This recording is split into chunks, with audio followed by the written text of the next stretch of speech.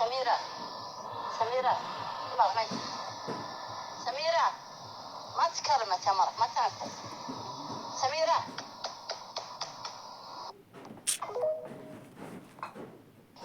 سميرة waan baay'ee nama ajaa'ibsiisu dhugaa waaqayyooti baay'ee nama ajaa'ibsiisa baay'ee isiniin jedha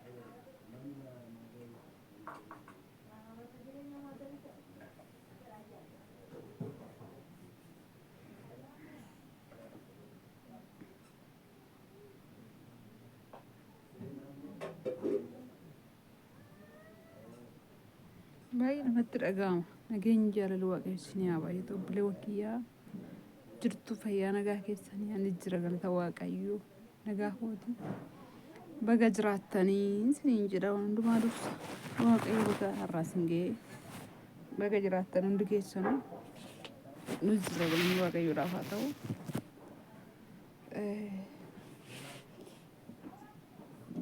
maaliifan መጀመሪያ sagalee duraa sin dhaggeeffachiise beektu waan መጀመሪያ sagalicha sin dhaggeeffachiise maal akka ta'e beektu waaqayyo waan hundumaa keessatti nama gargaaru araara isaa namaaf haa baay'isu malee biyyi lafaa baay'ee rakkiftuudha baay'ee ulfaatti biyya lafaa yoo sin hin jedhu anis biyya waaqarraa deemee tan argee dhufe osoo hin taane anis ol ba'ee miti kan dhufe asumaan jira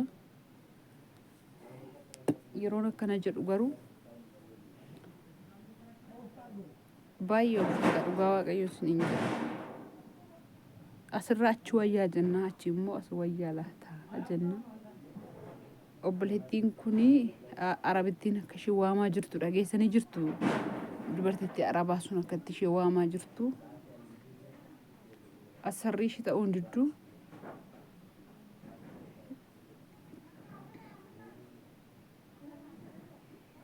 yeroo tokko tokko baay'ee ulfaata jireenya yeroo kamiyyuu ulfaata garuu yoo ta'an ilaalanii jedhan baay'ee namatti dhaga'ama mucayyoon kun maal taatee biyya Soodii keessatti duute akkuma uffata uffattee jirtutti akkuma akkatti diffixxattee garaadhaan ciiftee jirtutti duutee jirti niitiin waamte ageessaniittu samira hin kaatu ittee yaamti mucayyoon duutee jirti eessaa kaatume Itoophiyaadha amma mucayyoon kun maaliif hin beekamti rifeensi ishee hin beeksisa anamma isinitti boo'uun barbaadu garuu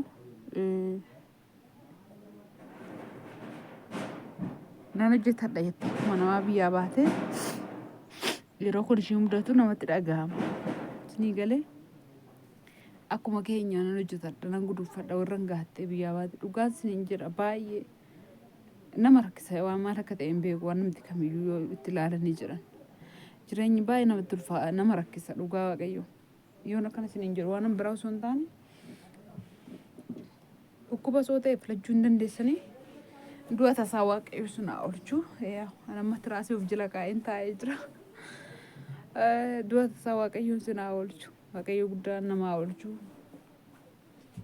garuu immoo dhukkubsatanii cannaqamurrallee du'a tasaa sana immoo wayyaanii nan filadha maaliif akka tasaa yoo du'an sana ani nama akka tasaa du'eef hin bo'u maaliif hin boqote hin duuneen hin bayyanate ganaatoo dhukkuban argee toota taawame kan argee mucayyoon kun baay'ee natti dhaga'amte baay'ee dhugaa waaqayyo sun hin jedha ooni anaayyuu natti tolee hin jiru xinnoo jim jedheetuma bakka dabbaramuu komee silkii ilaala eenyu na dubbisee ilaala jedhee wallaalu kana argee jechuudha ammas nitti boo'u sun barbaadu akkasin naatanis rafattanis hin barbaanne mucayyoon sun akkuma garaan ciiftee duutee haftee niitiin kana ishee rurrukuttee samiira ka'ettee waamti eessaa haa ture eessaa kaadimee duutee iddoo duutee jirtu kaati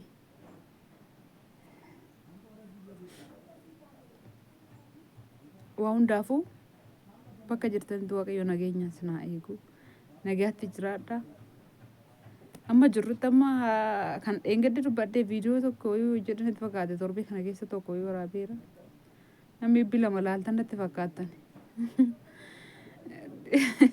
dhimma keessanii laaltan dhiistan isan waan jireenyaaf jiruu itti ta'e irraa garaa kutachaa hin jira maaliif waan kamirraa garaa kutachaa hin jira waan kamirraayyuu kun naa guddisu iddoo akkanaan naa ga'u sun naa guddisu bakka akkanaan naa ga'u irra hin jiru nama. Yoo jiraate waan inni irra jiru Waaqayyo araara naaf godhee lubbuu koo nagaatti akka eegu bicha hin barbaada. Malee ilaalaa viiyuun naaf haa dabaluu laayikii naa godha sabiskiraayibii naa godha inni booda inni edda fayyaa booda inni yoo namatti tole waan hundumtuu bakka hin jiraamti waan hundumtuu fayyaa booda jechuudha.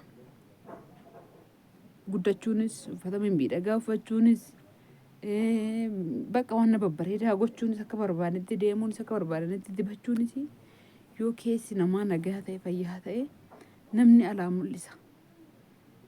Maaliif isiniin jedhee gada irraa dubbadheera viidiyoo kana.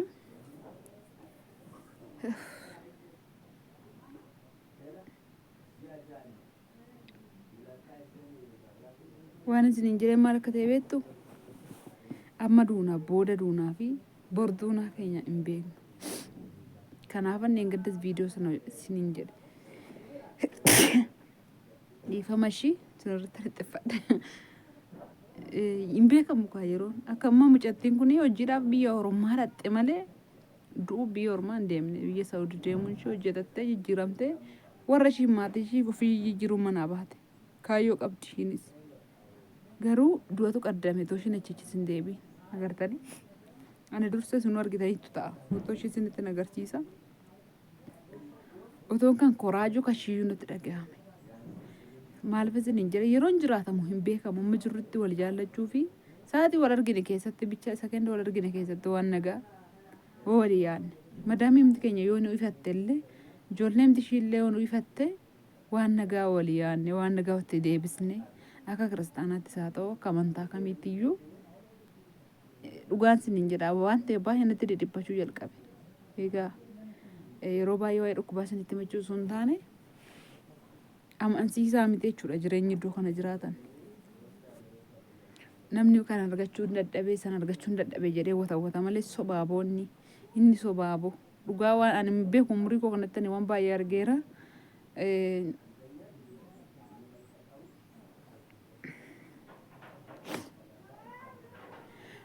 Baay'ee nama jibbisiisa. Ammoo kan jiraadhu fi na jechisiisa alana waan ta'e hin beeku bakka ammoo min jiraadha. Na jechisiisuu jalqabe. Kana yoon isiniin jedhu sa'aatiidhuma argattanitti sekeendima argattanitti naariinaa nagaadhumaan ijoolleen isaanii naa ifatanii jarrillee sinaa ifatanii obsaa yeroo bakka hin jiraamtire Waaqayyo obsa sinaa kan sinaa gargaaru. Ija gaariin ilaalaa hamaatti hin deebisinaa Waaqayyo biyya keessanitti nagaa sinaa galchu. Baay'ee ulfaatti biyya Oromoo biyyoon kun baay'ee natti dhaga'amte toon kan koraa jiffadhu toona dhukkubuun samoona kana yaa'u dhukkuba isinitti hima. Gaddas illee ani nan dhiifne iyyuu ergasii waan qoricha sinaan jettan hundumaa godhadheen ture. Shunkurtii adii jettanii shunkurtii diimaallee hin godhanne isiniin sobu hin gubadheen sodaadhe adii godhadhee waan namti naaf hin jiru kadhannaallee deemeera isinitti miira bishooftuu deemeen ture. Waan hundumtuu Waaqayyo biraa ta'e malee furmaanni tokkollee hin jiru. Akka amantaa keessanitti abbaan barbaaddan ila dhagaallee ol fuudhaa dhagaatti waaqeffadhaa itti isin fayyiseera taanaan. Akka amantaa keessanitti ana Waaqayyoon naa kadhadhaa isinii jiraan waa'ee dhukkuba kommaa amma isinitti himuu hin barbaachisu. Dhibee biraa hin qabu. An duratti daa'imummaa kootii kaasee mata bowwoo bichaa malee dhukkuba tabaalee hin qabun ture. Egaa Waaqayyoof haa galatu waan an gurraan dhaga'ee ijaan argee hin beekne narra ga'e. Yoon akkana isiniin jedhu immoo waan biraa osoo hin taane dhukkubuma kana duraa sana.